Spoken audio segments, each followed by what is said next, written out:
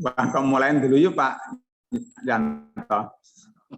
Ya biasa Pak, sunatullah. Monggo Mbak Siti bisa dimulai ya. Halo Mbak Siti.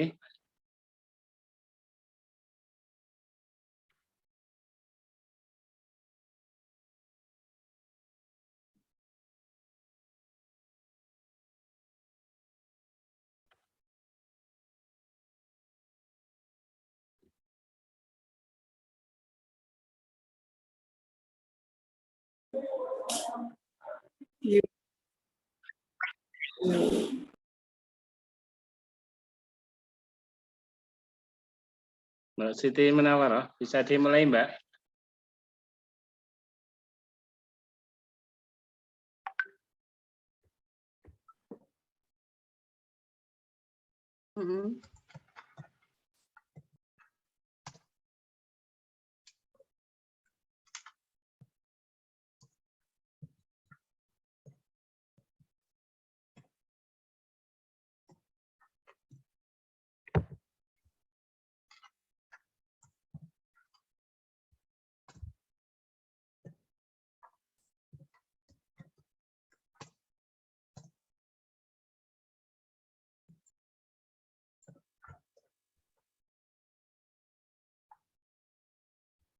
Itu malah nih grosiran kayak. Halo Mbak Siti, dengar suara saya enggak?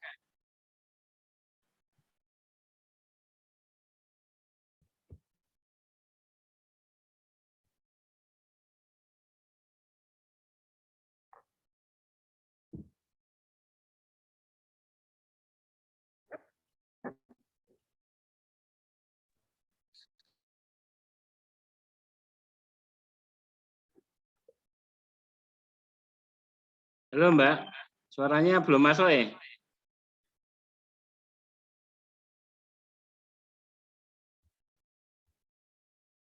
Masih di mute itu kayaknya Bu Siti itu. Oh, no kendala apa ini? Kita wes ya Pak. Tapi itu tandanya merah itu masih di silang merah. Halo, Assalamualaikum. Ya, Masuk? salam. Halo? Ya.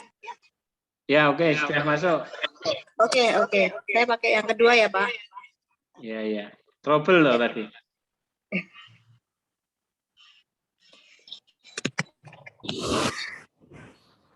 Alhamdulillah. Bismillahirrahmanirrahim. Assalamualaikum warahmatullahi wabarakatuh.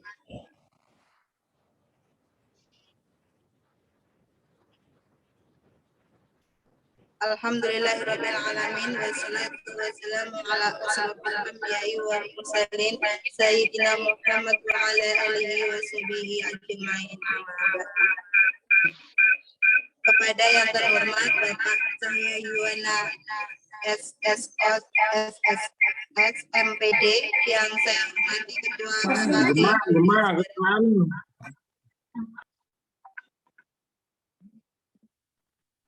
Mbak Siti itu mikrofonnya salah satu dimatikan ya, jangan lebih dari 2 dihidupkan dalam satu ruangan nanti bengong. Ya, sudah ini Pak, sudah. Halo? Sudah Mbak, monggo. Oke.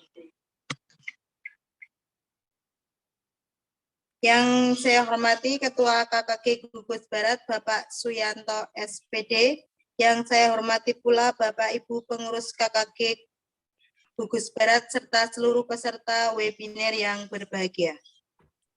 Marilah pertama-tama kita panjatkan puja dan puji syukur kehadiran Allah Subhanahu wa Ta'ala yang telah melimpahkan rahmat dan hidayahnya kepada kita semua, sehingga kita dapat berkumpul secara virtual pada kesempatan kali ini dalam keadaan sehat walafiat. Amin. Sholawat serta salam senantiasa kita haturkan kepada junjungan kita Nabi besar Muhammad SAW. Semoga kelak kita semua mendapatkan syafaat beliau. Amin, amin, ya Rabbal Alamin. Selamat siang Bapak Ibu semua. Terima kasih kami ucapkan atas partisipasi yang luar biasa dari Bapak Ibu semua dalam mengikuti kegiatan webinar literasi dan numerasi kebijakan Merdeka Belajar. Pada kesempatan siang ini, webinar kali ini kami bekerja sama dengan BPPMPV Seni dan Budaya dengan mendatangkan narasumber yang akan membersamai kita hari ini. Sebelum acara webinar ini kita mulai, perkenankan saya terlebih dahulu membacakan susunan acara webinar. Acara yang pertama yaitu pembukaan, yang kedua sambutan ketua panitia, yang ketiga inti acara, yang keempat diskusi, dan yang kelima penutup. Acara yang pertama yaitu pembukaan. Marilah kita buka acara ini dengan membaca basmalah bersama-sama. Bismillahirrahmanirrahim. Terima kasih Bapak Ibu. Kita lanjutkan acara yang kedua yaitu sambutan Ketua Panitia kepada Bapak Suyanto SPD, kami persilahkan. Ya, terima kasih Mbak Siti. Mohon izin Bapak Ibu sekalian. Assalamualaikum warahmatullahi wabarakatuh. Waalaikumsalam warahmatullahi wabarakatuh. Alhamdulillah pada kesempatan siang hari ini atas izin Allah kita dipertemukan di webinar kita virtual untuk sesi yang ketiga di bulan Ramadan pada kesempatan tahun ini. Yang saya hormati Bapak Cahyo Yuwono, SSMPD, yang saya hormati teman-teman pengurus KKG SLB Gugus Barat Kabupaten Bantul dan juga Bapak Ibu yang berkenan hadir di kesempatan siang hari ini. Mohon izin untuk sedikit menyampaikan terkait dengan kegiatan ini, bahwasanya kegiatan ini sudah 3 kali kita laksanakan. Insya Allah nanti hari terakhir Selasa atau Rabu ya, nanti masih ada 1 agenda lagi. Baik Bapak Ibu, bukan karena apa-apa ya, kita menyelenggarakan ini dalam kerangka untuk membangun penguatan profesionalisme guru, terutama teman-teman yang berada di wilayah Bantul ya, dan umumnya dimanapun Bapak Ibu berada. Jadi ini waktu yang baik saya pikir untuk meningkatkan kapasitas seorang guru, karena kami berupaya dari pengurus untuk mendatangkan pakar-pakar profesional yang kita harapkan nanti masukan bimbingannya untuk memberikan pengetahuan, wawasan kepada Bapak Ibu guru sekalian. Bapak Ibu yang kami hormati, di sesi webinar baik itu pertama, kedua, dan ketiga sampai keempat, silahkan nanti jangan lupa untuk mengisi link presensi, karena link presensi itu jenengan bisa mendapatkan sertifikat digital. Bagi yang memerlukan, ini bisa digunakan karena kita yang menyelenggarakan KKG itu biasanya juga ada poin, bisa ternilaikan ya. Monggo diikuti dengan baik, saya pikir kegiatan webinar ini rangkaiannya untuk dioptimalkan, tidak sekedar untuk cari sertifikat tentunya, tetapi ini bagian dari membuka wawasan pengetahuan kita di waktu-waktu senggang yang kita miliki. Saya berharap ini ada perubahan yang signifikan dari sisi pengetahuan dari Bapak Ibu sekalian, sehingga nanti akan mengubah baik itu mindset ataupun perilaku terkait dengan ketugasan kita di sekolah kita masing-masing. Untuk selanjutnya tentunya kita haturkan syukron jazakallah, terima kasih pada Pak Cahyo yang berkenan membersamai kita untuk sesi webinar yang ketiga ini. Ya, setelah kemarin yang pertama oleh Pak Yuli, kemudian yang kedua temannya Pak Yuli, Bu Eni ya, dan yang sekarang Pak Cahyo. Nah, semoga ada banyak manfaat dan tentunya Pak Cahyo kita doakan tetap selalu sehat, tetap selalu diberikan perlindungan kepada Allah sehingga masih terus semangat untuk mengajari, membimbing Bapak Ibu semuanya kelak di lain waktu. Saya pikir itu teman-teman sekalian, terima kasih atas atensinya. Mohon dimaafkan jika kami dari pengurus ada kekurangan. Assalamualaikum warahmatullahi wabarakatuh. Waalaikumsalam warahmatullahi warahmatullahi wabarakatuh. Terima kasih kepada Bapak Suyanto SPD atas sambutannya.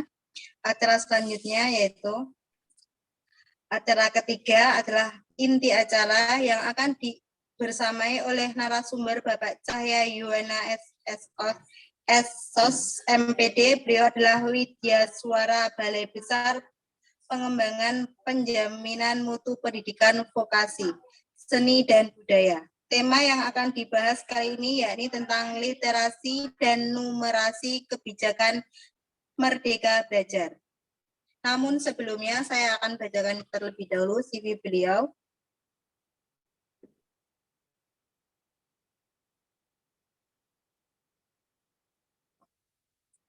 Nama Cahya Yuwana SOS MPD, pekerjaan Widya Iswara BPPMPV Seni dan Budaya, pendidikan SD Negeri Semarang 2, SD Negeri Semarangan 2 Budian, SMP Negeri 7 Yogyakarta, SMA Negeri 2 Yogyakarta, D3 Ekonomi UGM, S1 Visipol UGM, S2 Pendidikan dan Evaluasi.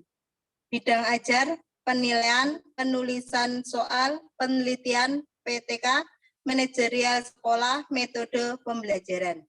Pengalaman lain, Ketua LSP, Asesor Uji Kompetensi, Asesor Guru dan Sekolah Penggerak, Konsultan EISU.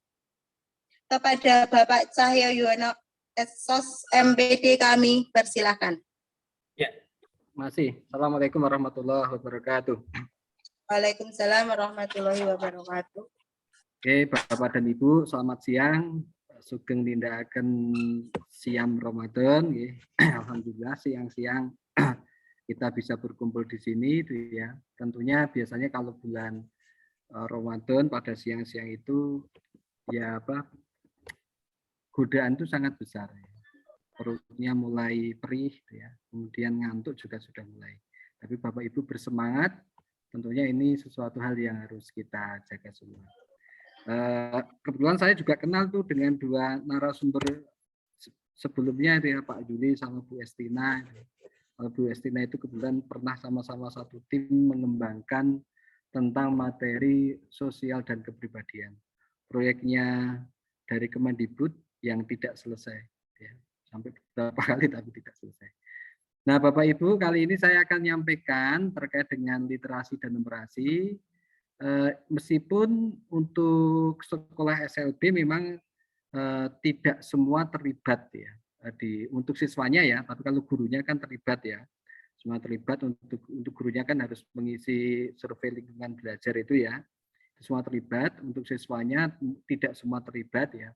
Tapi saya pikir prinsip-prinsip itu juga perlu kita pahami, bukan dalam konteks untuk mengerjakan soalnya, tapi dalam konteks untuk memahami sebenarnya prinsipnya itu seperti apa dan bagaimana kemudian kita bisa menyampaikan itu dalam proses pembelajaran kita. Beberapa kali saya diminta ngisi workshop tentang literasi dan numerasi, memang orientasi Bapak dan Ibu guru, tapi ini di SMP, di SD, ya, kemudian di SMA itu, ya, itu orientasinya memang mengerjakan soal, menyusun soal literasi dan numerasi itu seperti apa. Tidak salah, tapi sebetulnya yang lebih tepat dan harus kita lakukan adalah bagaimana kita itu menyelenggarakan sebuah proses pembelajaran sehingga proses pembelajaran kita itu nanti bisa mendukung untuk membentuk kompetensi literasi, numerasi, dan juga sebenarnya karakter. Sebenarnya itu yang paling utama, paling penting. Karena kalau masalah soal itu di web juga sangat banyak, kemudian di pusat perbukuan, ya, nanti linknya saya kasih juga banyak contoh-contohnya, termasuk juga dari Kemendikbud itu sudah membuat sebuah web untuk pelatihan. Bahkan ada AKM kelas juga ada, ya, yang dengan AKM kelas itu kita bisa melakukan misalnya penilaian diagnostik ya, kemudian juga melakukan AKM yang sifatnya AKM kelas bisa dilakukan. Izin saya share ya.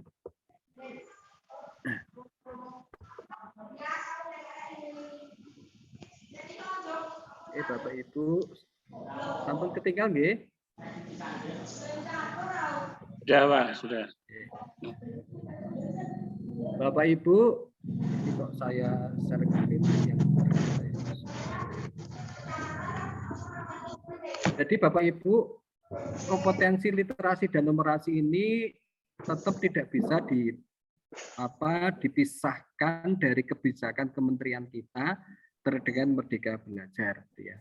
Karena ini bagian dari bagaimana agar konsep Merdeka Belajar itu bisa dijalankan. Nanti akan kita bahas. Ya. Ini tadi sudah dibacakan, ya. Nah, ini juga salah satu alasannya literasi numerasi itu karena skor nilai PISA, meskipun itu mungkin lebih untuk sekolah umum ya, itu selama ini sangat rendah ya. Dan kalau kita bicara PISA itu memang lebih banyak mengukur terkait dengan numerasi, literasi itu ya. Nah itu, yang itu kemudian nilai rendah, yang itu dianggap bahwa kemudian pendidikan di tempat kita itu dianggap masih kurang berkualitas. Nah ini Bapak Ibu kurikulum Merdeka, ya. Tadi saya sampaikan bahwa literasi numerasi itu tidak bisa dilepaskan dari konsep kurikulum Merdeka. Apa sih kurikulum Merdeka itu? Banyak definisi, ya. Ada banyak, ya. Tapi dari sekian banyak itu bisa kita simpulkan, sebenarnya kurikulum Merdeka itu adalah sebuah kurikulum yang memberikan atau pendekatannya adalah memberikan kesempatan kepada peserta didik untuk berkembang sesuai dengan potensinya. Artinya kita sebagai guru sekolah tidak diperkenankan untuk menseragamkan dalam melakukan pembelajaran kepada siswa. Siswa harus diberi treatment sesuai dengan potensinya, sesuai dengan kondisinya. Saya pikir kalau untuk teman-teman di SLB, saya pikir ini hal yang mungkin relatif sudah biasa. Karena kondisi siswa yang dihadapi mungkin juga kondisi yang mungkin berbeda-beda dengan keterbatasan berbeda, sehingga mungkin Bapak dan Ibu juga dalam mengajar kadang harus menyesuaikan dengan kondisi siswa yang mungkin berbeda dengan siswa secara umum. Nah, tapi kalau di sekolah umum memang ya ini menjadi sesuatu hal yang mungkin bisa dikatakan baru. Nah, jadi melakukan pembelajaran, treatment yang disesuaikan dengan kondisi siswa. Sehingga Bapak Ibu nanti di kurikulum Merdeka itu tidak ada lagi namanya tinggal kelas. Tapi semua siswa itu naik kelas. Hanya ketika ada satu mata pelajaran atau satu capaian pembelajaran, besok disebut dengan capaian pembelajaran, yang itu misalnya diajarkan di kelas sebelumnya itu belum tercapai, maka bagaimana sekolah tersebut harus kemudian melakukan treatment agar capaian pembelajaran yang belum tercapai itu kemudian bisa dicapai. Konsep yang kelihatannya menarik ya dan baik, tapi saya yakin implementasi nanti mungkin agak merepotkan kita semua itu ya.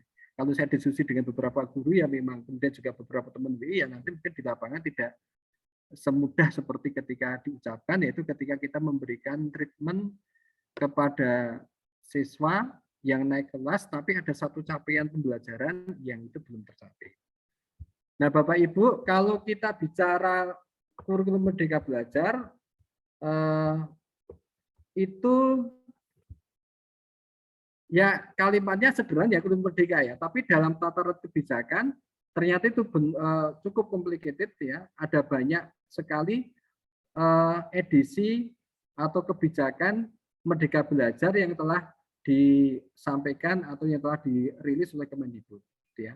Dari Merdeka Belajar 1 sampai Merdeka Belajar 20 ya.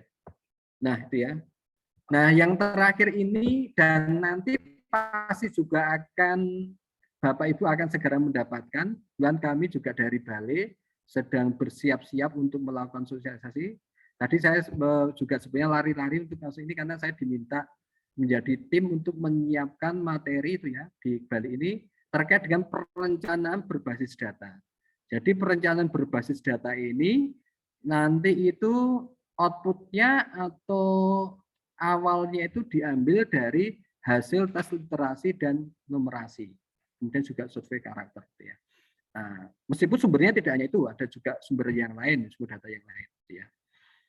Nah, ini yang nanti mungkin dalam waktu dekat mungkin Bapak Ibu akan mendapatkan sosialisasi terkait dengan perencanaan berbasis data, karena nanti juga penyusunan anggaran, penyusunan BOS itu harus kemudian diawali dengan perencanaan berbasis data. Ya, tunggu saja Bapak Ibu, nanti mungkin dalam waktu dekat ini akan segera ada sosialisasi. Nah, Bapak Ibu, Merdeka Belajar 1 adalah penggantian UN. Nah, ini yang ada hubungannya dengan literasi, normasi, dan survei karakter. Kalau kita bicara orang merdeka, ya, pasti ukuran orang merdeka itu adalah ya tidak terlampau banyak hal yang mengekang. Ya. Tidak terlalu banyak mengekang. Meskipun hakikatnya menurut saya manusia itu memang tidak merdeka. Nyatanya ada agama. Agama itu yang mengatur kita. Berarti sebenarnya memang manusia itu sebenarnya tidak merdeka. Meskipun mungkin ada hal yang juga diberikan satu kemerdekaan. Tapi secara universal adalah ketika banyak aturan, maka menyebabkan itu manusia itu semakin tidak merdeka. Termasuk juga dalam pendidikan, ketika banyak aturan, banyak standar, ya, maka menyebabkan kemudian ya kurikulumnya tidak merdeka. Nah, salah satunya yang selama ini dikritik dan sebenarnya sudah lama adalah keberadaan UN.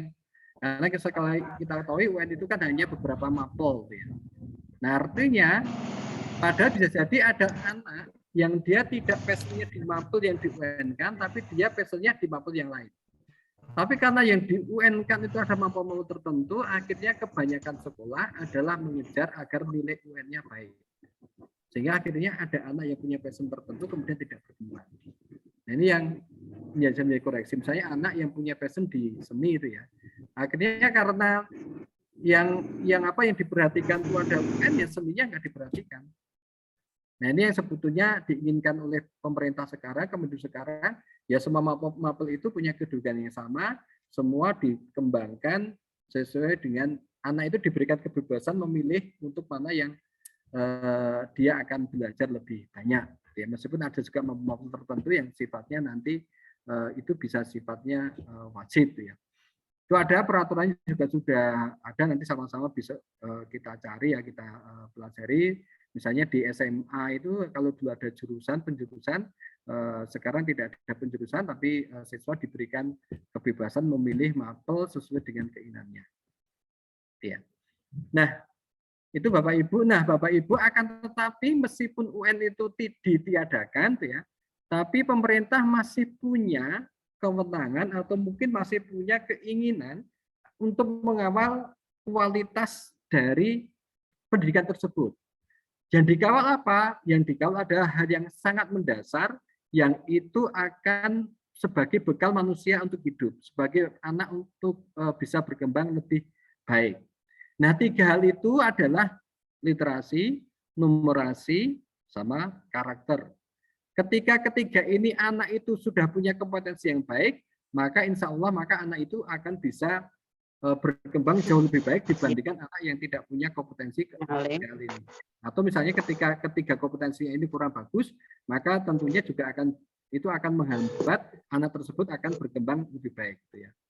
Nah, ini Bapak Ibu ya salah satu latar belakangnya mengapa kemudian literasi, numerasi, survei karakter itu tetap dilakukan sebagai menggantikan UN. Meskipun ini tidak mengukur mata pelajaran ya, asesmen nasional yang di dalamnya ada literasi, numerasi, survei karakter ini kan tidak mengukur capaian pembelajaran, tapi lebih mengukur kompetensi tadi itu, hal yang mendasar dari literasi, numerasi, dan survei karakter. Ini Bapak Ibu penggantian UN. Nah, sekarang kita apa sih asesmen nasional? Ini ya, jadi asesmen nasional adalah program penilaian terhadap mutu setiap sekolah, madrasah, dan program kesetaraan pada jenjang dasar menengah. Untuk satuan pendidikan dinilai berdasarkan hasil belajar murid yang mendasar literasi, numerasi, dan karakter, serta kualitas proses belajar mengajar dan iklim satuan pendidikan yang mendukung pembelajaran. Informasi-informasi ini tersebut dimulai dari 3 instrumen, yaitu asesmen kompetensi minimum, survei karakter, dan survei lingkungan belajar. Untuk asesmen kompetensi minimum itu nanti dibagi 2, ada literasi dan numerasi. Nah, apa itu AKM? Ya, tadi sudah kita sampaikan, AKM itu adalah untuk mengukur kompetensi minimum terkait dengan literasi, numerasi itu ya. Bukan kompetensi yang high ya, tapi lebih hal yang memang ya anak memang dianggap memerlukan perlu untuk itu. Anak harus tahu tentang literasi, numerasi, dan kemudian karakter, kemudian juga harus berkembang dengan baik gitu ya. Karena memang ketiga ini yang sangat menentukan dalam kualitas hidup seorang anak. Nah, ini mengapa penting ya bagi siswa untuk mengukur tingkat kompetensi minimumnya, bagi guru untuk menilai aktivitas pengajarannya, kemudian bagi sekolah untuk menilai kualitas sekolah, bagi pemerintah untuk mengecek sehat tidaknya sistem pendidikan. Nah,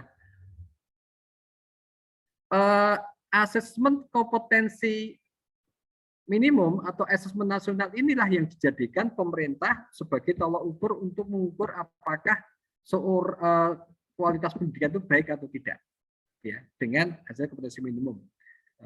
Tadi yang sampai ke depannya juga sebagai dasar melakukan perencanaan. Ya. Nah, bagaimana dengan tes yang sifatnya mengukur capaian pembelajaran? Ya. Untuk mengukur capaian pembelajaran sepenuhnya diserahkan kepada sekolah. Jadi Bapak Ibu, salah satu hal yang mungkin menantang dari kurikulum Merdeka ini adalah hampir semua itu tidak ada standar yang rigid, Pak. Kalau dulu kita mengenal standar penilaian yang sangat rigid, kita mengenal standar proses yang sangat rigid, kita mengenal standar sarana dan prasarana yang sangat rigid, tapi sekarang tidak ada. Itu hanya hal yang sangat umum, ya. Kemudian sekolah itu bisa mengembangkan sendiri. Bahkan kalau di SMK lebih ekstrim, Bu. Di SMK itu, ya, SMK itu diperbolehkan menyusun program atau jurusan sesuai dengan sekolah. Sehingga saat mungkin nanti di SMK itu beda-beda jurusannya. Kalau dulu kan ditentukan, misalnya ada jurusan kayu, jurusan misalnya keramik, ya, jurusan misalnya otomotif, ya. Besok diserahkan, misalnya jurusan motor Honda, ya, itu diperbolehkan. Ya. Silakan pada sekolah, yang terpenting apakah itu laku enggak di pasaran. Ya. Itu kalau SMK semakin luar biasa, Bu, artinya kebebasan itu diberikan kebebasan yang sangat besar, meskipun itu nanti ada prinsip-prinsip umum yang harus dipatuhi, termasuk salah satu prinsip umum itu adalah ketika menentukan jurusan itu harus bergandengan tangan dengan industri. Yang di SMA. Nah, apa itu literasi membaca adalah kemampuan untuk memahami, menggunakan, mengevaluasi, merefleksikan berbagai jenis teks tertulis untuk mengembangkan kapasitas individu. Jadi Bapak Ibu, penekanan literasi ini adalah bagaimana anak agar punya kemampuan membaca teks tertulis dengan baik. Nanti ukurannya ada tiga, Bu. Apakah siswa itu sudah bisa mampu menangkap informasi yang dari apa yang dia baca? Katakanlah misalnya ada anak diberikan misalnya satu artikel, ya, atau misalnya satu petunjuk kerja, ya, cara mengerjakan sesuatu, ya, manual kerja, ya. Kemudian apakah anak mampu memahami isinya apa? Katakanlah misalnya diberikan tentang sejarah Diponegoro atau diberikan sejarah tentang Nabi, ya. Maka sejauh mana anak bisa ketika membaca dia mengetahui apa yang dibaca itu kira-kira itu isinya apa. Kemudian adalah menginterpretasi apa yang dia baca. Ukurannya sampai situ, Pak. Bagaimana ketika dibaca itu, maka anak bisa menginterpretasi sebetulnya makna yang dia baca itu apa. Sampai kemudian mengevaluasi apakah yang dibaca itu betul atau tidak. Nah, sampai dalam konteks ini saya pikir di LSP juga bisa dilakukan Bapak Ibu, mungkin meskipun tidak semua, ya, di kelas tertentu. Bagaimana Bapak Ibu ketika proses pembelajaran itu, yaitu tidak hanya sekedar anak kemudian kita beri ceramah, ya, tapi anak kita latih membaca, menganalisis apa yang dia baca, menemukan informasi, sampai kemudian dia bisa menyimpulkan apakah yang dibaca itu atau tidak. Nah, inilah yang diinginkan oleh pemerintah. Mengapa pemerintah seperti itu? Karena ini adalah untuk juga mengantisipasi ketika sekarang itu informasi begitu berkembang pesat, ketika anak tidak dilatih, untuk bisa cara membaca informasi dengan baik, mungkin anak kemudian akan terjebak pada hal yang tidak baik karena dia tidak bisa ini sebetulnya betul atau tidak. Akhirnya dia hanya latah apa yang dibaca itu dianggap sebagai sesuatu yang benar. Tapi kalau itu dilatih, untuk berpikir kritis terhadap apa yang dibaca, dilatih untuk caranya misalnya ketika dapat sebuah informasi itu kemudian harus dibandingkan dengan informasi yang lain, maka anak itu tentunya akan kemudian bisa berpikir lebih kritis terhadap apa yang dibaca. Makanya kalau seperti Pak, kalau Bapak Ibu, kalau mungkin kita yang barusan, kalau di Indonesia kan yang barusan heboh kan itu ya, ada Crazy Rich dari Medan yang murah banget itu ya. Saya pikir kalau anak itu diberikan kemampuan literasi yang baik, mungkin juga anak itu akan berpikir itu betul atau tidak. Dia bisa menentukan itu betul atau salah. Nah, saya pikir di LSP juga bisa diperkenalkan, anak diminta untuk membaca, teks membaca, kemudian dilatih untuk menilai apakah yang dibaca itu betul atau tidak. Kemudian kalau numerasi adalah kemampuan berpikir menggunakan konsep, prosedur, fakta, dan alat matematika. Meskipun ini matematika, tapi ini matematika yang sangat dasar, bilangan, geometri, konsep-konsep itu diterapkan untuk menyelesaikan persoalan sehari-hari Bapak Ibu. Makanya dalam pembelajaran numerasi ini, seorang guru mapel, misalnya guru agama, itu bisa saja dia kemudian juga mengajarkan numerasi. Contohnya misalnya sekarang dalam di puasa. Di puasa ini pasti ada ajaran zakat fitrah gitu ya. Maka bagaimana ketika guru agama mengajarkan zakat fitrah itu bukan hanya sekedar mengenalkan zakat fitrah itu sekian persen, tapi diberikan sebuah studi kasus, misalnya ada orang yang kaya dengan punya perusahaan seperti ini, dengan punya hutang seperti ini, kira-kira zakatnya berapa persen? Ya. Dilatih seperti itu, sehingga anak kemudian tahu, oh ternyata, dan itu diselesaikan menggunakan konsep matematika. Atau kalau kami di KRIA ya, ketika ingin membuat sebuah garis yang atau bidang yang sejajar itu bisa menggunakan konsep trigonometri. Itu ternyata ada. Oh ternyata kalau dengan konsep trigonometri itu bisa membuat sebuah bidang yang datar. Inilah maka Bapak Ibu caranya adalah memang ya antar guru itu harus saling bekerja sama. Misalnya guru matematika ketika akan mengajarkan matematika, dia harus menggunakan prinsip matematika realistik atau matematika yang dikaitkan dengan kehidupan sehari-hari. Kemudian guru mapel ketika ada hal yang sifatnya numerik di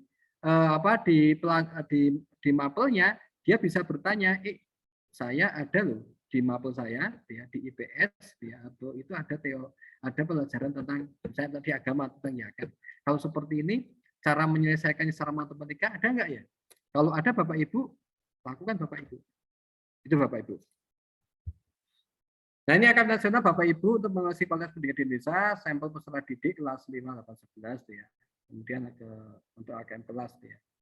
Nah, seperti ini ya. Nah ini yang kebijakan tentang yang SLB ya, yang saya ketahui, siswa yang memiliki hambatan intelektual atau hambatan lainnya sehingga tidak memungkinkan untuk mengerjakan asesmen secara mandiri tanpa bantuan tidak mengikuti asesmen nasional, misalnya siswa kelas SLB A, C, dan G. Artinya di luar A, C, dan G itu bisa ikut. Meskipun di luar itu, tapi ketika memang ada hambatan yang tidak memungkinkan, tidak harus ikut ya. Namun guru dan kepala sekolah pada sekolah tersebut tetap mengikuti asesmen nasional khususnya sebagai peserta survei lingkungan belajar. Artinya memang kalau untuk SLB ini punya keterbatasan tuh ya. Karena mohon maaf ini apakah keterbatasan saya mencoba mencari soal yang khusus untuk SLB itu memang tidak ada. Artinya memang soalnya dianggap sama ya. Tinggal nanti disesuaikan apakah siswa itu mampu enggak kalau misalnya mengerjakan sesuatu ada hambatan enggak. Itu yang untuk yang sekolah SLB. Nah ini literasi numerasi. Tadi sudah kita bahas mengapa ya, jadi kemampuan untuk memahami, mengevaluasi, merefleksikan berbagai jenis teks tertulis. Ya. Nah, Bapak Ibu ada secara komponen Bapak Ibu literasi itu ada secara dibagi konten, proses kognitif, konteks. Kalau konten ini adalah teksnya itu sifatnya informasi atau teks fiksi. Kalau teks informasi itu adalah sebuah fakta yang memang itu nyata. Misalnya cerita di Ponorogo itu kan nyata. Cerita cerita tentang apa satu budaya di Yogyakarta, ya. Itu nyata. Misalnya akan mengajarkan tentang toleransi itu ya, kemudian mengajarkan satu budaya di Jogja ini, ya. Atau kita akan mengajarkan tentang kekayaan budaya itu ya, atau kita akan mengajarkan tentang masalah tentang akhlak ya. Kemudian kita bisa menggunakan cerita-cerita misalnya tentang Nabi, itu kan teks informasi. Tapi bisa juga ada teks fiksi, Bapak Ibu. Teks fiksi ini adalah reka-reka saja, tidak ada nyata, tapi itu kita buat atau kita cari untuk membentuk anak itu supaya punya kemampuan literasi atau bahkan sampai kemudian tentang masalah karakter. Ya. Ini tadi kalau sudah ada teks informasi, teks fiksi, maka kemudian proses kognitifnya bisa menemukan informasi, interpretasi atau evaluasi dan adaptasi. Kalau untuk informasi itu hanya sekedar menemukan apa yang ada di bacaan tersebut. Kalau sampai ke interpretasi dan integrasi, itu dia anak tersebut sudah bisa menginterpretasi isinya apa. Misalnya di Ponorogo. Kalau teks informasi hanya sekedar tahu di Ponorogo itu lahir di mana, tanggal seberapa. Tapi kalau interpretasi sampai mengetahui misalnya apa sih makna dari perjuangan di Ponorogo kalau dikaitkan misalnya dengan nilai-nilai Pancasila atau dikaitkan dengan nilai-nilai agama. Kalau evaluasi sampai refleksi, kita bisa mengetahui apakah misalnya di Pangeran Diponegoro itu ada orang yang berkhianat, maka dia bisa merefleksikan, atau misalnya di Ponorogo itu kan kemudian bukan sempat ya, tapi lewat terakhirnya kan dibohongin ya, terus kemudian ditangkap ya, maka kita bisa mengevaluasi mengapa kok sampai Pangeran Diponegoro itu bisa tertangkap dan apa yang harus kita lakukan supaya hal seperti itu dalam kehidupan sehari-hari itu tidak terjadi. Misalnya ya dalam bidang agama kita harus lebih hati-hati ketika kita bicara dengan orang-orang yang tidak baik. Ya. Ketika ada orang yang asing, orang yang tidak baik itu ya kita jangan kemudian terlampau untuk kemudian percaya seperti itu. Kemudian ada konteks personal, seni budaya. Konteks personal itu misalnya Bapak Ibu tadi ya kita bicara tentang Diponegoro. Maka itu konteksnya personal, artinya kita menceritakan teks informasi terkait Diponegoro. Tapi mungkin suatu saat kita akan menceritakan bukan teks personal, tapi kita tentang sosial budaya, misalnya tentang masalah tadi itu budaya di Jogja, kemudian nilai-nilainya seperti apa.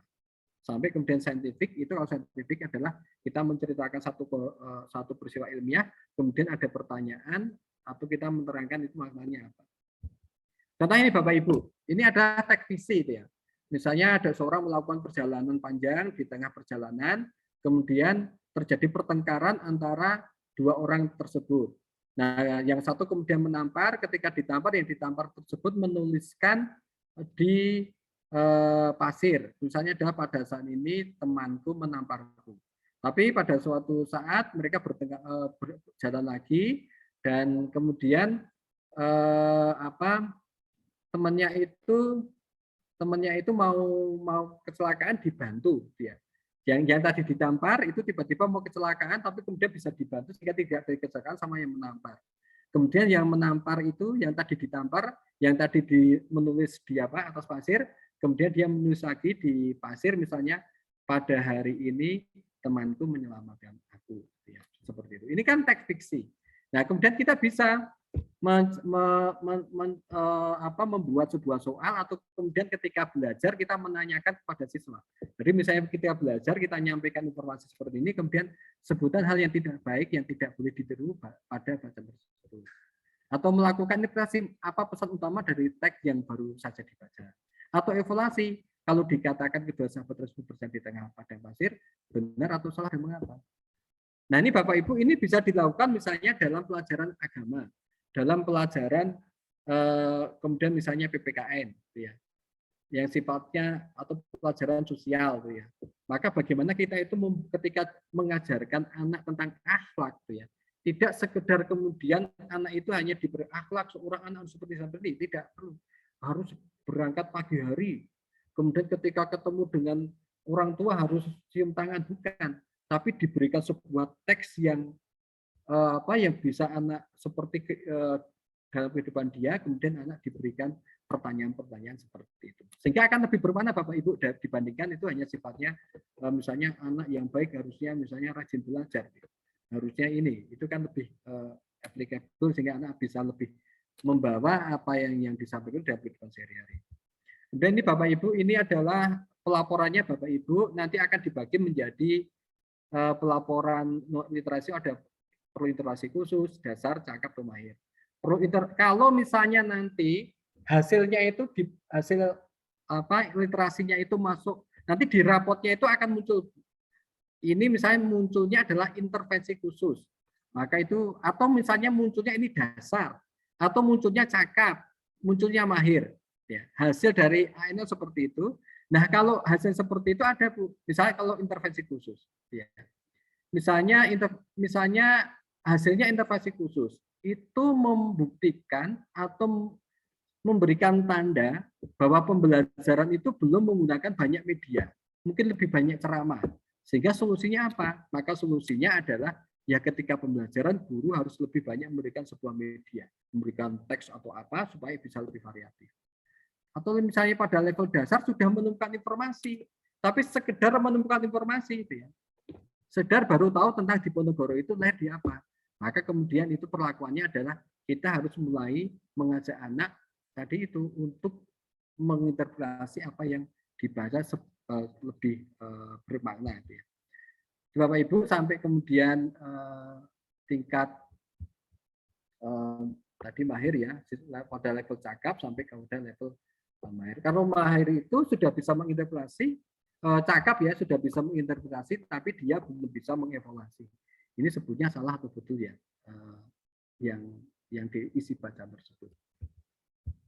Bapak Ibu, kemudian ini kalau numerasi, jadi menggunakan berbagai macam angka dan simbol terkait dengan matematika. Jadi memang tetap terkait dengan matematika, tapi yang matematika sederhana, kemudian menganalisis informasi yang ditampilkan dalam berbagai bentuk. Bapak ini ada misalnya ada konten, ya. Nanti kontennya numerasi itu ada bilangan, pengukuran dan geometri. Jadi misalnya ya mengajarkan bilangan, mengajarkan pengukuran dan geometri itu ya. Kemudian juga misalnya, nah kemudian juga klasifikasinya ada pemahaman, penerapan, penalaran. Kalau pemahaman itu ya dia sudah tahu, misalnya 2+2 ada 4. Kalau penerapan bagaimana 2+2 itu diterapkan misalnya dalam kehidupan sehari-hari. Penalaran misalnya tadi apakah 2+2 itu lebih besar atau lebih kecil, misalnya 2+3 misalnya seperti itu. Jadi anak diberikan nalar kalau seperti ini, ada fakta matematika seperti ada fakta matematika seperti ini, itu kemudian kira-kira apa sih di balik nalar seperti itu. Misalnya ada grafik tuh ya. Grafiknya itu kok misalnya grafiknya itu misalnya detak jantung semakin kecil ya, maka penalaran berarti kalau detak jantungnya kok semakin pendek itu ya, itu berarti mungkin tingkat kesehatan itu kurang bagus ya. Kita ajak anak untuk seperti itu. Konteksnya masih personal, bisa sosial budaya. Ini Bapak Ibu, ini contohnya Bapak Ibu penerapan numerasi misalnya ini di pelajaran apa IPS untuk menghitung komposisi apa ini ya, membuat kue itu ya. Kemudian tadi ini yang di agama itu ya bisa diterapkan itu ya. Nah kemudian ini misalnya di IPS itu ya, membaca seperti kemudian anak dilatih itu ya. Atau mungkin seperti Bapak Ibu itu ya. Ini kan acara simbol-simbol yang ada di mall itu ya. Nah Bapak Ibu,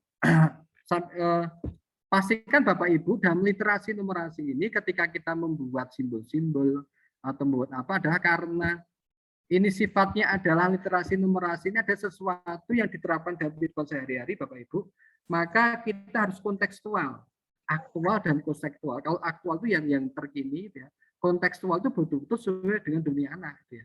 Misalnya ketika akan mengajarkan tentang numerasi, literasi dan sekaligus numerasi misalnya. Anak diberikan misalnya ketika kita anak ke restoran. Ke restoran itu kan ada menu itu ya. Nah, bagaimana misalnya anak diberikan gambar menu ya, kemudian diberikan satu soal. Misalnya soalnya gini.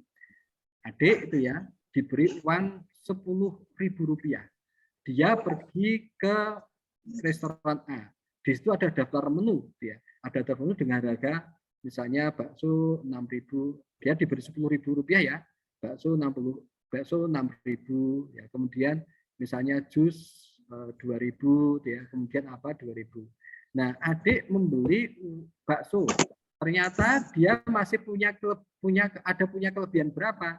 Nah, kalau adik ingin beli lagi, kira-kira barang apa yang mau bisa dibeli? Dikasih apa Bapak Ibu, misalnya gambar menu, kemudian anak diberikan sebuah soal atau nah kira-kira seperti apa itu jawabnya, itu misalnya. Sehingga apa Bapak Ibu, agar sekali lagi Bapak Ibu, literasi numerasi itu kan agar ketika anak itu nanti betul-betul di dunia nyata, dia oh ini toh maksudnya saya belajar ini ternyata ini, akhirnya dia bisa menerapkan apa yang dia pelajari itu dalam kehidupan sehari-hari. Saya cepat saja, ini sudah ada, ini sudah ada. Nah ini Bapak Ibu. Nah Bapak Ibu, hal yang juga menyebabkan literasi rendah, numerasi ada bentuk soal. Kalau selama ini bentuk soal itu kebanyakan, kalau dulu kita soal hanya multiple choice atau uraian singkat. Kalau di tes PISA dan numerasi ini, bentuk soal itu bisa bermacam-macam, bisa benar salah, bisa kemudian menjodohkan, bahkan bisa Bapak Ibu soalnya itu sifatnya adalah misalnya ada soal ya, soal kemudian untuk mencari apakah itu IJD-nya benar atau tidak, maka diminta memberikan warna, berikan warna pada kalimat yang IJD-nya benar, atau berikan kalimat atau pertanyaan gini, misalnya paragraf baris pertama paragraf keempat, kalau ingin menjadi kalimat dengan IY yang benar, bagaimana perubahannya? Seperti itu. Sampai seperti itu Bapak Ibu. Jadi kalau guru bahasa Indonesia bukan kalimat di bawah ini, kalimat yang ditulis dengan IY yang benar adalah A, B, C, D. Bukan itu. Tapi justru diberikan sebuah teks, ya. Kemudian anak diberikan unsur kalimat pertama atau kalimat kedua pada paragraf kedua, itu kalau kalimatnya itu agar IJD-nya benar, maka dirubah seperti apa. Nah, itu Bapak Ibu, seperti itu. Sampai macam-macam soalnya Bapak Ibu ya, yang itu ya memang itulah menyebabkan, karena bentuk soal itu macam-macam, itu yang menyebabkan mungkin di SLB kemudian diberikan sebuah keringanan, atau mungkin ketika ada siswa yang tidak mungkin mengerjakan soal-soal yang sangat variatif itu, kemudian tidak diadakan. Itu Bapak Ibu alasan kenapa di SLB itu tidak semuanya diwajibkan untuk asesmen. Tapi saya pikir prinsip literasi numerasi karakter, yaitu bahwa kita itu harus menjadikan dalam pelajaran kita, apapun kita itu untuk membutuhkan budaya literasi, budaya numerasi, dan bentuk karakter itu saya pikir masih bisa kita terapkan. Semangat itu masih bisa kita terapkan, meskipun kalau untuk soalnya mungkin itu memang ada keterbatasan. Bagaimana mengajarkan matematika dikaitkan dengan dunia sesungguhnya, bagaimana ketika mengajarkan sebuah akhlak itu tidak hanya sekedar kemudian poin-poin, tapi kemudian distimulus dengan sebuah cerita, baik cerita yang sifatnya fiksi maupun informasi. Misalnya nilai-nilai perjuangan kemudian dikaitkan dengan Diponegoro. Nilai-nilai pengorbanan, misalnya kita akan mengajak anak untuk mencari produk dalam negeri. Diceritakan dulu misalnya tentang Diponegoro yang mau berkorban, ya, dia seorang pangeran tapi bisa berkorban untuk meninggalkan kemewahannya. Kemudian dikaitkan sekarang misalnya kita banyak ya buah-buahan ekspor dan buah-buahan tidak ekspor, yang ekspor itu manis tapi yang tidak ekspor itu kurang manis, ya. Maka bagaimana itu ya? Kita memilih yang mana? Kita nanti bisa masuk. Ya kalau kita ingin memajukan misalnya negara kita, ekonomi kita, ya pilihlah meskipun itu agak mahal sedikit, ya, sesuai dengan mau berkorban untuk memilih buah lokal, mau berkorban untuk mencari produk lokal, meskipun jadi itu secara kualitas itu kurang baik. Bapak Ibu, nah ini Bapak Ibu, kalau Bapak Ibu akan belajar AKM, Bapak Ibu bisa mengunjungi web ini, atau kalau Bapak Ibu juga akan melakukan simulasi AKM juga bisa mengunjungi web ini. Ini materi sudah kita sampaikan pada Pak Yanto. Nah ini Bapak Ibu, ini juga ada AKM kelas, ya. Bapak Ibu bisa mencoba di AKM kelas karena ini harus membutuhkan kode sekolah. Saya waktu itu akan mencoba, ternyata saya tidak bisa karena saya nggak punya kode sekolah. Nah ini Bapak Ibu, ini misalnya survei karakter Bapak Ibu, Denny ingin membeli HP Bapak. Ya, kemudian bagaimana sikapnya ketika ada hal seperti ini. Nah ini Bapak Ibu, jadi ketika kita ya karakter, bentuk karakter itu juga harus kemudian dengan cara-cara yang lebih, bukan kemudian dengan teoritik, tapi karakter itu harus dengan melalui sebuah contoh nyata, ya, terapan. Dan yang disebut dengan karakter ini, tidak hanya bukan karakter dalam pengertian akhlak, tapi karakter ini juga bisa juga dalam arti etos kerja. Bagaimana kita membentuk karakter siswa yang mempunyai etos kerja yang tinggi. Bagaimana kita membentuk karakter siswa yang dia punya daya juang yang tinggi, tidak putus asa ketika ada banyak masalah. Itu harus kita terapkan, harus kita lakukan Bapak Ibu. Dan itu bukan hanya menjadi tugas dari 1-2 orang guru, tapi semua guru itu punya kewajiban untuk membentuk itu. Nah, caranya bisa dari berbagai macam ya. Kalau bagaimana bentuk sikap misalnya kerjasama, maka kemudian misalnya bagaimana siswa itu diberikan tugas yang sifatnya kelompok, gitu ya. Bagaimana membentuk mental yang tinggi, diberikan tugas yang sulit ya. Kemudian ketika tidak bisa didampingi terus sampai kemudian dia bisa. Ya. Itu akan membentuk mental. Ternyata ketika dengan kerja yang keras dan terus tuh ya, maka ternyata sesuatu yang tidak bisa itu kemudian bisa didampingi. Atau Bapak Ibu bisa memberikan video adanya orang yang mungkin punya kelemahan, tiba-tiba dia bisa kemudian bangkit menjadi besar, itu juga bisa dilakukan Bapak Ibu. Nah ini misalnya juga ini yang contoh-contoh Bapak Ibu suruh karakter.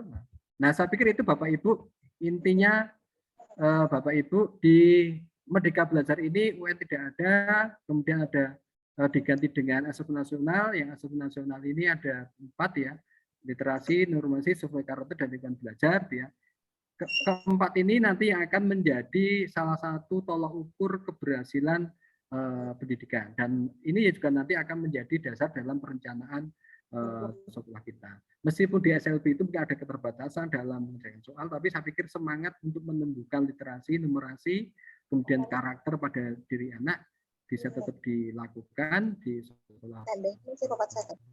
Itu dia nanti sekolah Bapak Ibu, siswa didik Bapak Ibu punya mental yang kuat, punya kompetensi literasi yang baik, punya kompetensi numerasi yang baik, tentunya disesuaikan juga dengan kondisi peserta didik Bapak dan Ibu. Saya pikir itu Pak Yanto, Bu Siti yang saya sampaikan. Terima kasih. Assalamualaikum warahmatullahi wabarakatuh. Silakan kalau ada diskusi. Waalaikumsalam warahmatullahi wabarakatuh. Terima kasih kepada Bapak Cahya Yuwana Esos MPD yang telah memberikan materi yang luar biasa pada kesempatan kali ini. Acara selanjutnya yaitu diskusi. Monggo Bapak Ibu mungkin ada yang mau ditanyakan mengenai materi yang telah disampaikan oleh Bapak Cahya Yuwana tadi. Saya persilakan. Saya buka 2 pertanyaan dulu ya Bapak ya. 2 pertanyaan dulu. Mungkin Bapak Ibu ada yang mau ditanyakan? Saya Mbak. Saya. Ya, dengan Ibu. Ibu Wiwi. Iya. Ibu Wiwi Kusari dari SLB Negeri 1 Bantul. Halo. Ya, Ibu. Apa yang mau ditanyakan kepada Bapak Cahya Yuwana? Terima kasih Bapak Cahya ya. Perkenalkan nama saya Wiwi Puspitasari dari SLB Negeri 1 Bantul. Tadi di awal, maaf saya mendengar agak sambil berbaring, rebahan, jadi agak sedikit ada yang terdengar, ada yang kurang begitu terdengar. Yang saya tanyakan tadi Bapak mengatakan bahwa diantaranya dalam pendidikan Merdeka Belajar yaitu adanya literasi, numerasi, kemudian karakter. Ini saya tidak mencontohkan ke SLB ya Pak ya. Saya kebetulan saya mencontohkannya di sekolah umum. Kalau kita lihat selama ini banyak di sekolah-sekolah umum tadi dikatakan bahwa untuk Merdeka Belajar tidak lagi tinggal kelas istilahnya. Tidak ada anak yang tidak naik kelas, semua naik kelas. Kemudian ini masih banyak saya lihat di sekolah-sekolah umum. Kalau di SLB sejak saya mengajar selama 18 tahun memang tidak pernah saya membuat anak tidak naik kelas, jadi naik kelas terus, itu sudah hal yang biasa. Tapi kalau kita lihat di sekolah-sekolah umum masih banyak. Bahkan mungkin periode Mas Nadiem ini pun ada masih di sekolah yang membuat bahwa anak A, anak B ini tidak bisa naik kelas karena alasan seperti ini. Ini kemudian menjadi saya sempat jadi ada ada beberapa saudara jadi yang mengeluh anaknya itu tidak bisa naik kelas karena ada beberapa mata pelajaran yang tidak bisa dikuasai. Seperti itu. Jadi tetapi mengapa yang saya tanyakan, kalau ketika kita memasukkan anak ke jenjang, misalkan pergantian jenjang dari SD, SMP atau SMP, SMA itu nilai-nilai yang sifatnya pengetahuan itu lebih menjadi prioritas daripada nilai-nilai yang sifatnya keterampilan. Seperti saja matematika masih diunggulkan, bahasa Inggris, sedangkan sifatnya yang keterampilan yang mereka kuasai seperti dia bisa banyak bidang seni itu tidak menjadi bahan prioritas, sehingga menjadi dilema orang tua untuk artinya memilihkan anak ke sekolah-sekolah yang dianggapnya mungkin menjadi pilihan banyak orang, ya sekolah-sekolah negeri. Jadi hanya dikesampingkan, sedangkan orang tua itu masih pengennya anak itu memasukkan ke sekolah-sekolah yang umum. Kemudian ini menjadi pertimbangan untuk besok kemungkinan masih saya juga memasukkan anak. Ada anak yang nilai pengetahuan, jadi asesmen selama ini saya amati mungkin sifatnya masih pengetahuan ya Pak ya. Jadi mungkin tidak ada asesmen yang sifatnya keterampilan. Jadi ketika anak itu yang jadi patokan sekolah itu favorit atau enggak jika anak-anak nilai pengetahuannya tinggi. Sedangkan anak-anak di situ nilai-nilai yang sifatnya keterampilan itu tidak menjadi prioritas. Apakah ini mungkin bisa diterapkan? Artinya gini, anak yang mempunyai nilai 1 nilai rendah atau 2 nilai rendah itu bisa menjadi pilihan anak masuk ke sekolah yang lebih baik. Jadi guru itu kadang ada atau sebaliknya, sebaliknya nilai yang bukan jadi prioritas, misalkan SBK saja, SBK itu anak nilainya tinggi sekali, sedangkan matematika, bahasa Inggris dan sebagainya itu nilainya rendah sekali. Itu masih sering dikucilkan oleh guru, itu yang jadi permasalahan. Nah, untuk Merdeka Belajar ini bagaimana untuk mengantisipasi sekolah-sekolah yang masih mengenakan seperti itu, Pak. Jadi masih ada sekolah yang menganggap dirinya saya sekolah favorit, saya sekolah di Yogyakarta ranking sekian-sekian dan sebagainya. Itu terima kasih, Pak. Oke, terima kasih Bu. Terima Jadi kasih. Ibu, Pak, silahkan untuk ditanggapi. oke, kurikulum Merdeka itu baru dirilis ya, mulai tahun ajaran ini. Gitu ya, mulai tahun ajaran ini. Meskipun prototipenya itu sudah dimulai tahun kemarin, ya. Tapi memang meskipun di yang prototip kemarin itu memang hanya diperuntukkan untuk sekolah yang disebut dengan sekolah penggerak, Bapak Ibu. Nah, yang tahun depan, yang ini yang saya juga tidak tahu secara persis ya alasannya. Yang mulai tahun depan itu sekolah itu diberikan opsi. Ada yang diperbolehkan menggunakan yang sekolah penggerak yang sudah menjadi sekolah penggerak, maka dia wajib menerapkan Merdeka Belajar. Otomatis tidak ada lagi konsep tinggal kelas, ya. Semuanya pasti naik kelas tuh ya. Nah, karena kalau enggak ya berarti itu melanggar peraturan tuh ya. Tapi memang ada sekolah yang katakan misalnya belum siap dalam menerapkan itu, maka dia masih diperbolehkan untuk menerapkan kurikulum yang 2013. Ini aturan yang terus seperti Bapak Ibu. Atau dia sifatnya adalah mandiri. Mandiri itu dia bisa mengkombin antara apa yang di 2013 dengan yang Merdeka Belajar, atau justru sekolah tersebut kemudian membuat kurikulumnya sendiri, Bapak Ibu. Ya, membuat kurikulumnya sendiri. Itu diperbolehkan, Bapak Ibu. Misalnya saya memang latar belakangnya SMK, Bu ya. Jadi saya mungkin pengalaman lebih banyak di SMK. Kalau ada suatu SMK, Bu, namanya Arus Kudus, Bu, di daerah Kudus, di SMK animasi, Bu. Dia betul-betul membuat sebuah jurusan yang sangat berbeda. Nah, itu juga diperuntukkan seperti itu. Ya, Bu, ya. Jadi tapi di sekolah umum pun nanti juga seperti itu. Kalau misalnya di sekolah umum atau SLB ingin membuat kurikulum yang sendiri yang bebas itu juga diperbolehkan. Tapi karena ada juga masih diberikan kemungkinan menerapkan kurikulum yang 2013, sangat mungkin yang dikeluhkan sama Ibu itu nanti akan tetap ada beberapa sekolah yang masih mungkin akan terjadi. Ya. Tapi Bapak Ibu memang ya tidak kemudian harus ada, artinya kemudian kalau memang meskipun 2013, tapi kemudian kalau kemudian prinsip untuk tidak naik kelas itu tetap ditiadakan, semua naik kelas itu juga sangat mungkin juga bisa tetap diterapkan. Nah, Bapak Ibu, akhirnya memang gini Bapak Ibu, semua akhirnya dikembalikan kepada sekolah Bapak Ibu masing-masing itu ya. Karena apa? Nanti penilaian itu juga dikembalikan pada sekolah. Ya. Kalau tadi Ibu misalnya ada penilaian kan ada penilaian apa yang dulu hanya pengetahuan ya. Itu kan karena selama ini kan ada nilai itu ada nilai akhir ya. Nilai akhir itu entah itu nilai akhir sekolah itu ya atau mungkin dulu UN ya. Itu kan menggunakan multiple choice. Tapi kalau besok Bapak Ibu nilai itu terbanyak justru malah diproses.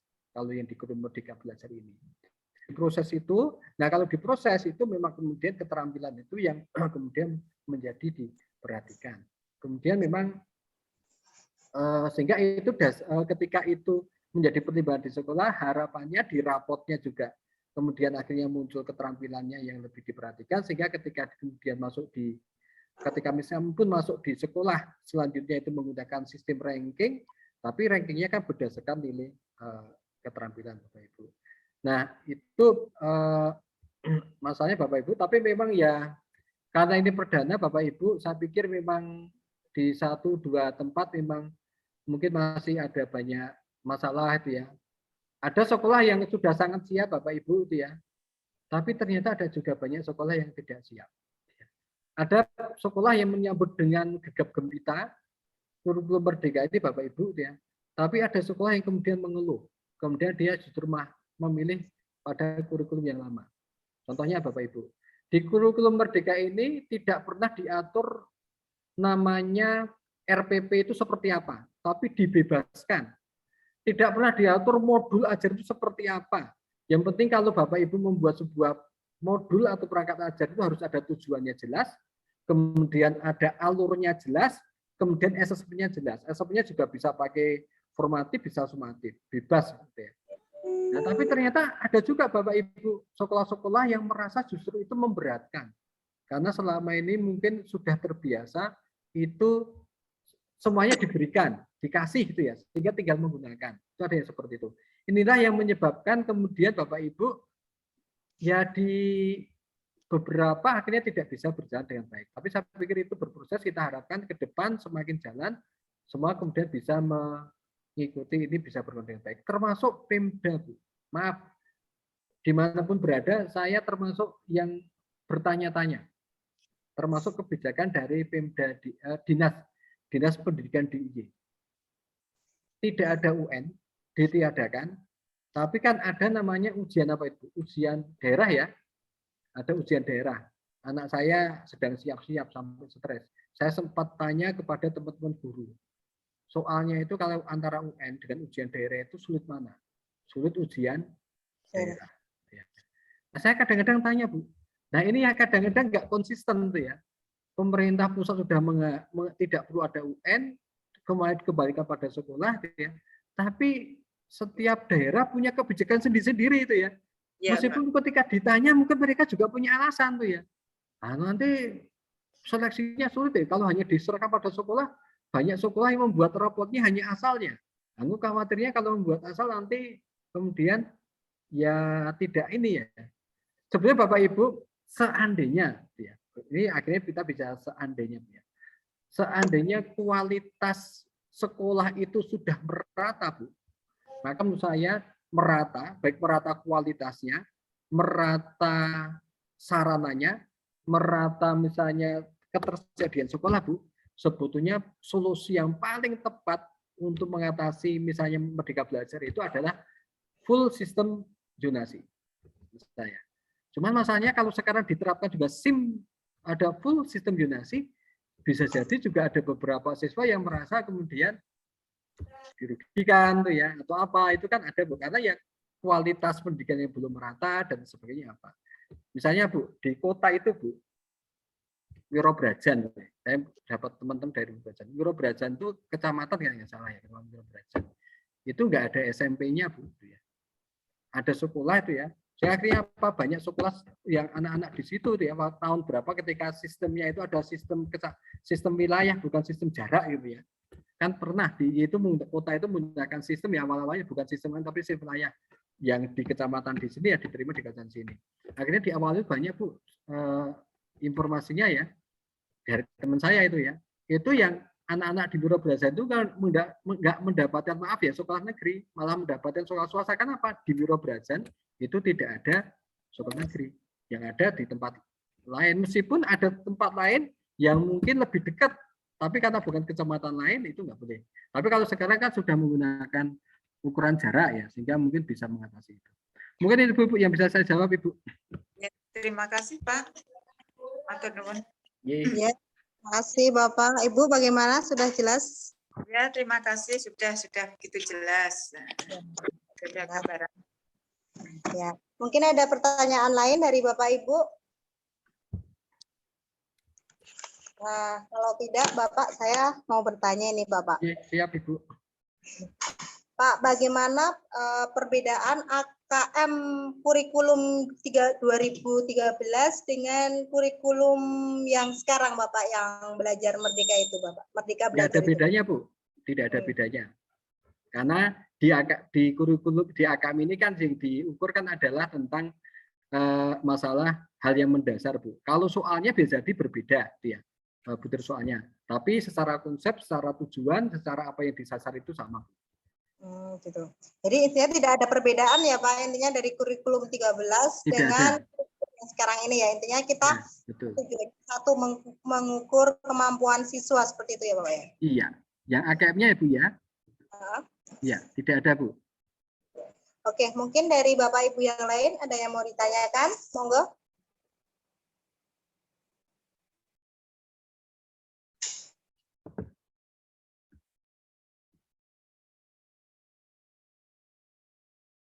Bapak, Ibu, ada yang mau ditanyakan? Monggo, silahkan.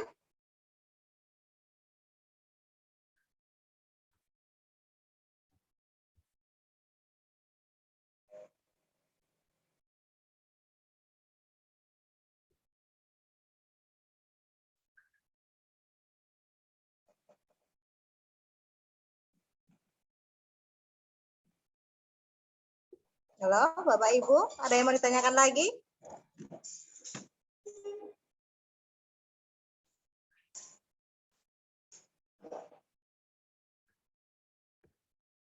Pak, satu lagi yang mau saya tanyakan itu Pak.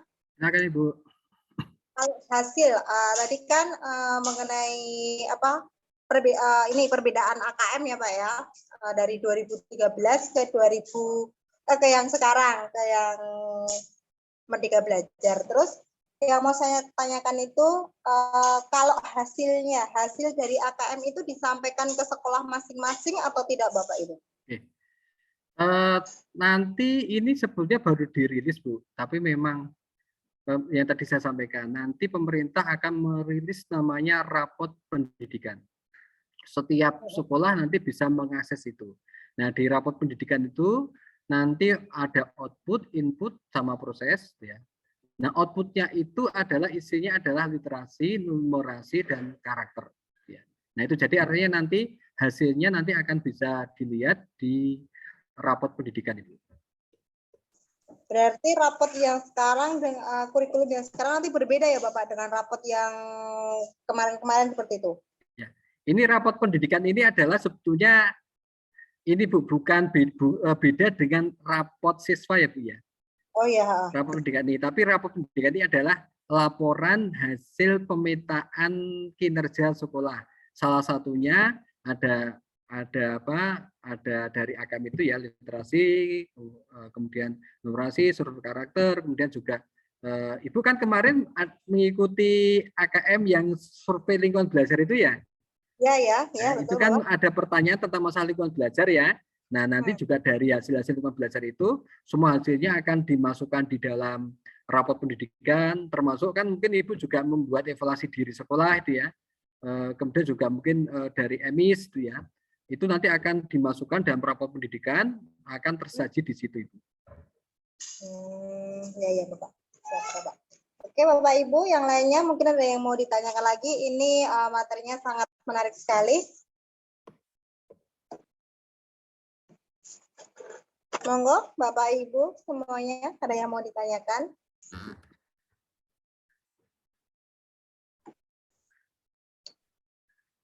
Untuk Pak Yanto, Pak Suyanto mungkin? Pak Yanto tanya nanti di rumah sendiri tuh. Ya. Ya, saya tak tanya Pak Cahyo ini Oh, Pak Yanto. yang memenuhi Mbak Siti. Monggo Bapak Yanto. Anu Pak, mohon izin tanya terkait dengan capaian pembelajaran anak ya, karena ini bagian yang mendasar yang akan dituju untuk yang model kurikulum merdeka ya, kalau nggak salah seperti itu ya. Ya. Cuma kan terkadang kalau yang di sekolah umum atau reguler ini kan terbiasa dengan mekanisme klasikal yang satu kelas bisa mencapai 28 sampai mungkin 30-an sekian. Nah, sebenarnya ukuran untuk masing-masing anak yang memang tingkatannya itu berbeda, itu dalam sisi pelaksanaan apakah tidak mengalami kesulitan untuk mengarah ke sana dengan mengingat jumlah dari anak di satu kelas begitu ya, itu sekian untuk yang reguler. Nah, tentunya hal ini akan sangat berbeda dengan anak-anak kami di sekolah khusus ya, di SLB yang memang relatif sangat sedikit ya kuantitas dari murid, dan satu sisi juga memang sejak dulu namanya juga sekolah khusus ya, itu memang modelnya IEP ya, Individual Education Program, sehingga memang kalau ini bicara pada capaian pembelajaran akan lebih mudah untuk yang SLB. Nah, kira-kira seperti yang kita sampaikan di awal terkait dengan capaian di sekolah umum itu kayak apa Pak Yahya? Ingin tahu saja. Ya. Kalau jawab pribadi saya pasti Pak ada masalah Pak, dan itu memang selama ini juga menjadi diskusi kita karena dari si hal itu kami evaluasi sebelumnya di sekolah umum belum siap. Artinya guru juga memetakannya juga masih cara pemetaannya seperti apa juga belum begitu jelas. Kalau di SLB kan sudah jelas ya, orang yang punya kelemahan seperti kemudian juga kan supaya lebih maksimal mungkin didamping oleh beberapa guru. Nah terus terang memang kalau di sekolah umum yang pemetaannya seperti apa juga belum begitu kelihatan, termasuk nanti kalau yang terpetakan ini ada orang yang ternyata ada orang yang dia passionnya seperti ini, kemudian ada orang yang punya kecepatan seperti ini yang sampai sekarang juga mungkin itu belum terpikirkan juga terus mau seperti apa, karena saya ya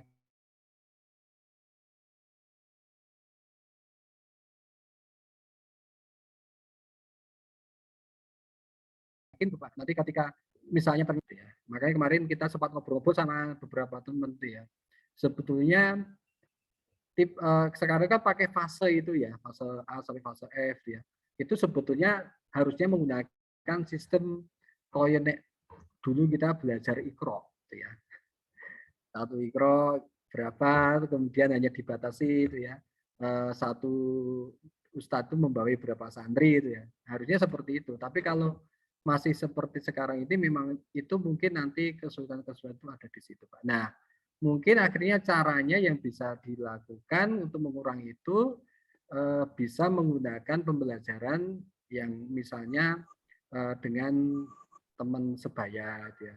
Kan ada model pembelajaran teman sebaya di mana beberapa orang yang anak yang dianggap mampu itu justru kemudian dia diberikan kesempatan untuk satu kelompok dengan orang yang tidak, sehingga bisa membantu teman lain itu untuk bisa maju.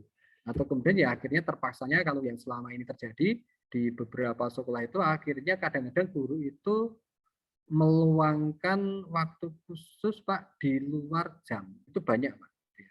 Meluangkan waktu khusus di luar jam untuk menangani, tapi ini memang ya untuk kasus-kasus tertentu ya, ketika ada siswa yang sangat betul-betul ketinggal sangat jauh itu ya, itu kemudian terpaksa harus meluangkan waktu di luar itu. Tapi kalau bagi siswa-siswa yang mungkin tidak ketinggal sangat jauh, ya dia kemudian mungkin bisa di kelas diberikan perlakuan, atau karena sekarang itu juga penilaian itu dikembalikan pada siswa, maka ya guru bisa membuat soal yang variasinya berbeda.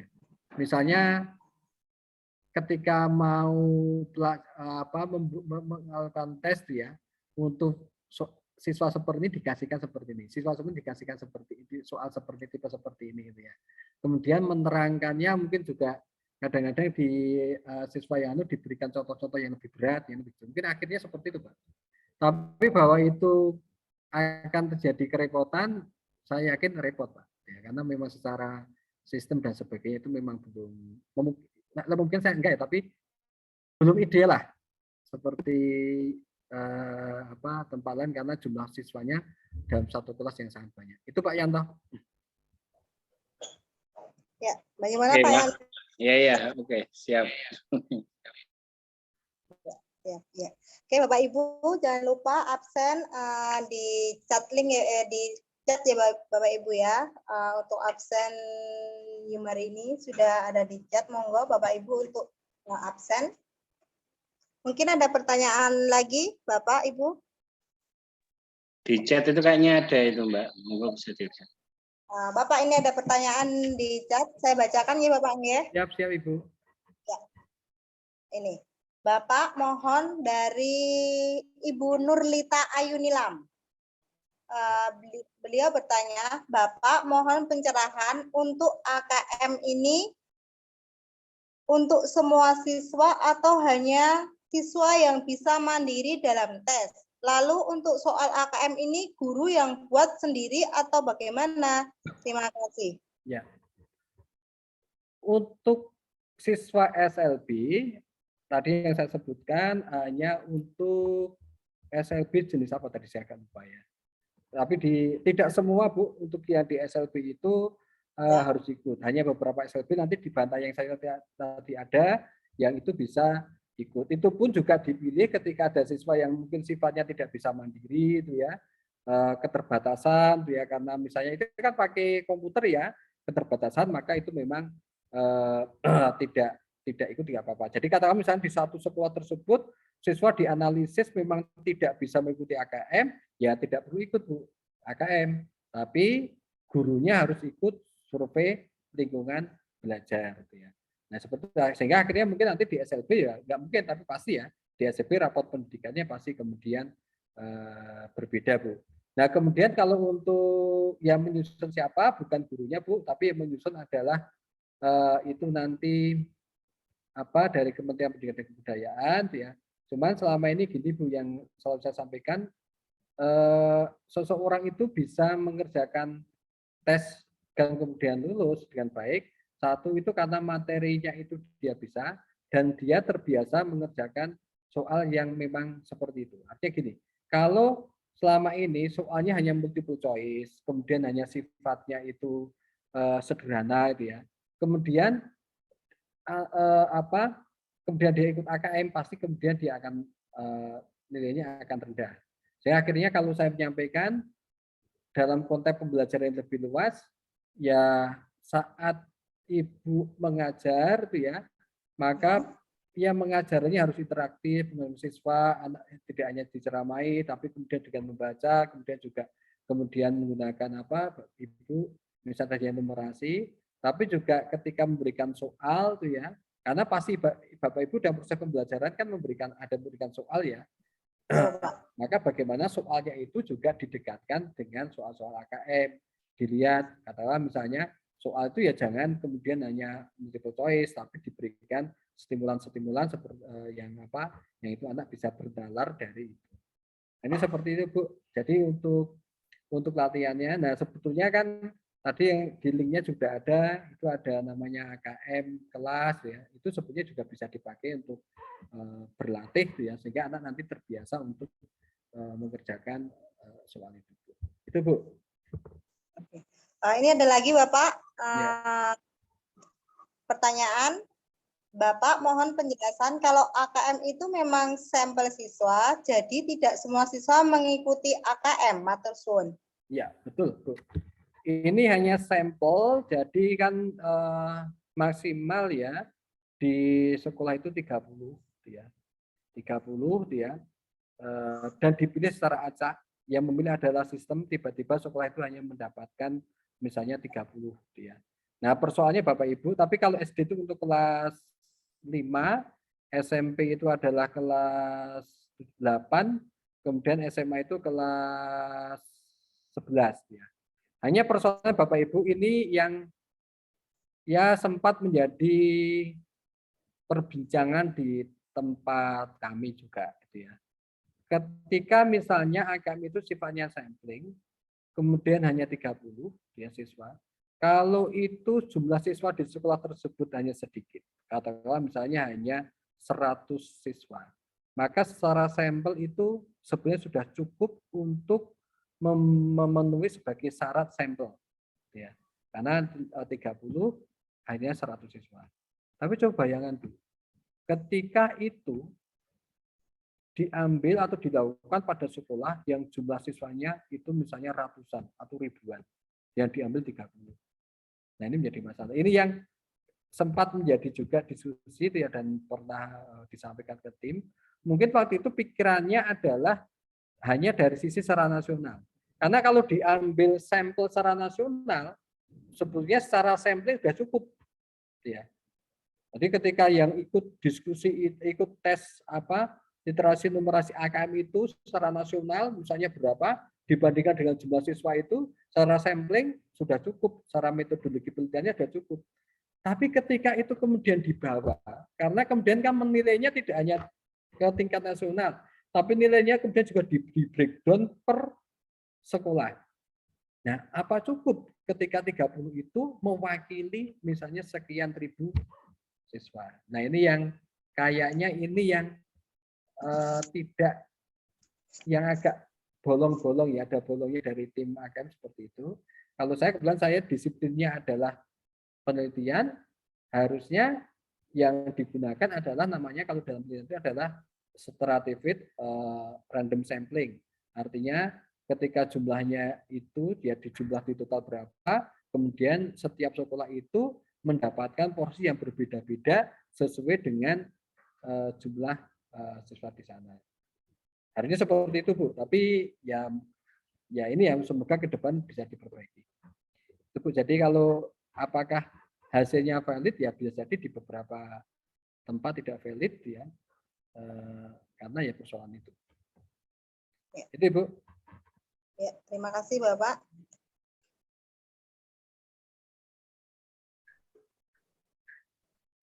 Ini ada pertanyaan lagi Bapak. Silakan Ibu. AKM bagi anak dengan hambatan intelektual, tunanetra, tunaganda tidak ada. Tidak. Kalau yang saya tahu yang tunanetra tidak ada. Tunaganda juga tidak ada. Oh iya. Ya. Siap. Terima kasih ya Pak. Ya, dari Bapak Ibu, mungkin ada pertanyaan lagi. Saya persilahkan.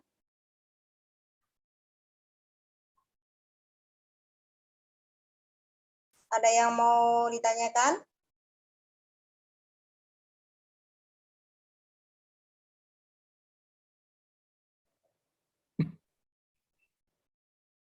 Ya, Bapak Ibu jangan lupa absen ya.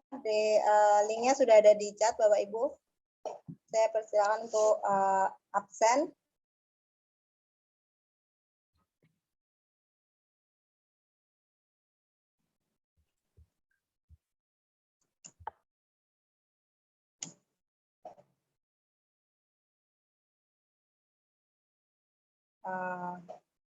Bapak Yanto, mungkin ada yang mau ditanyakan lagi atau Yum kita cukup sampai di sini terlebih dulu, Bapak Yanto, halo. Ya Mbak, saya rasa cukup Mbak, karena sudah nggak ada yang ditanyakan. Oke, iya. Jadi ini ya Pak ya, kita bisa akhiri pada siang hari ini ya Bapak ya, kalau sudah tidak ada yang mau ditanyakan lagi. Siap. Iya, Pak. Ya.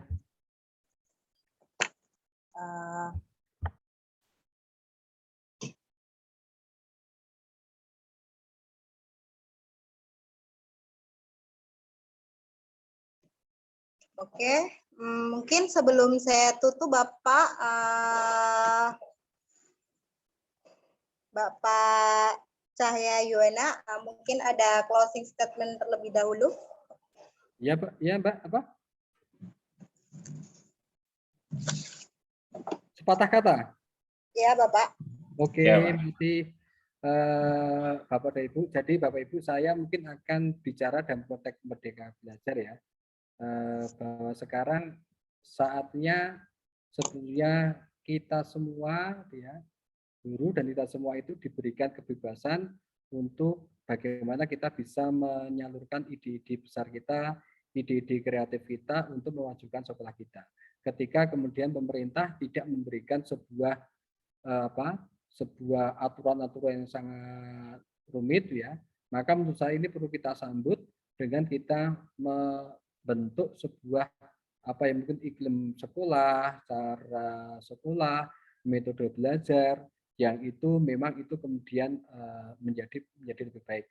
Kalau dulu mungkin kita dibatasi dengan sekian banyak aturan seperti ini ada sekarang tidak. Nah itu saatnya kita kemudian peluang itu kemudian kita lakukan menjadi lebih baik ya. Di awal memang berat ya. Tadi saya sampaikan modul tidak perlu membuat atau mungkin bebas, RPP tidak perlu, penilaian juga diserahkan pada Bapak dan Ibu ya. Mungkin di awal-awal itu menjadi sangat berat, tapi dengan kerjasama, dengan keseriusan kita, saya pikir itu nanti kita bisa melakukan dengan itu. Jadi intinya itu Bapak Ibu, mari Merdeka Belajar ini kita sambut dengan kita bisa melakukan sebuah kreativitas, inovasi di sekolah kita masing-masing. Itu saja Ibu. Ya, terima kasih Bapak. Ya.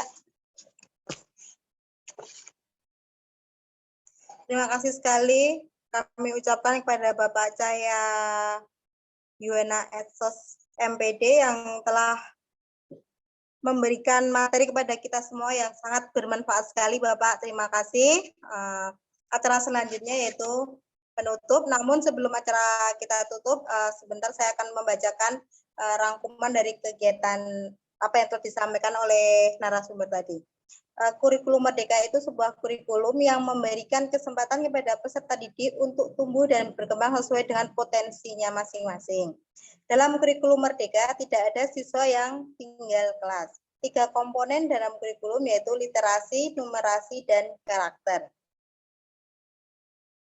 Literasi membaca, bagaimana anak mempunyai kemampuan membaca yang lebih baik yang terdiri dari 1, anak mampu memahami apa yang disampaikan, apa yang dia baca. Yang kemudian menganalisis apa yang dibaca dan mengevaluasi apa yang sudah dibaca. Literasi numerasi, kemampuan berpikir menggunakan konsep matematika untuk menyelesaikan masalah sehari-hari. Mungkin itu saja yang bisa saya catat. Acara selanjutnya kita acara penutup, marilah acara kita tutup dengan, namun sebelum acara ditutup kami ingatkan kembali kepada Bapak Ibu sebelum melakukan presensi untuk segera presensi di link yang ada di chat Zoom meeting ini. Terima kasih atas partisipasi Bapak Ibu semua dalam program webinar KKG selama bulan Ramadan ini. Acara terakhir yaitu penutup, marilah acara kita tutup dengan membaca doa menurut agama dan keyakinan kita masing-masing. Berdoa, kami persilahkan. Alhamdulillah. Terima kasih Bapak, Ibu semuanya. Terima kasih Pak Yanto, Bu Siti dan teman semua. Terima kasih kembali Pak Cahyo. Sama saya pamit ya. Terima kasih. Assalamualaikum. Waalaikumsalam. Warahmatullahi wabarakatuh.